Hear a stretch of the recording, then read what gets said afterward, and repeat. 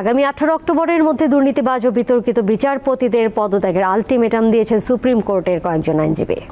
প্রধান বিচারপতির কাছে স্মারকলিপিও দিয়েছেন তারা। বিচারপতিদের নিয়ে এমন আলটিমেটাম ভালোভাবে দেখছেন না জ্যেষ্ঠ আইনজীবী জেড.আই খান পান্না। আওয়ামী লীগ সরকারের টানা ১.৫ দশকে অন্যান্য প্রতিষ্ঠানের মতো বিচার বিভাগেও রাজনৈতিক প্রভাব গড়ে ওঠে।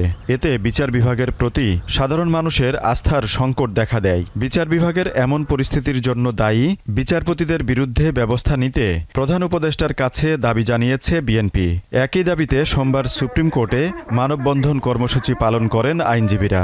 বিতর্কিত ও দুর্নীতির অভিযোগ ওঠা বিচারপতিদের 18 অক্টোবরের আগেই পদত্যাগ করার দাবি জানান তারা। পরে প্রধান বিচারপতির কাছে স্মারকলিপি হস্তান্তর করেন আইনজীবী প্রতিনিধিরা। আমরা আশা করি 18 অক্টোবরের মধ্যেই এই যে দুই ক্রাইটেরিয়ার ভিত্তিতে 20 জন হোক, 30 জন হোক, 40 জন হোক বিচারপতি পদত্যাগ করবেন।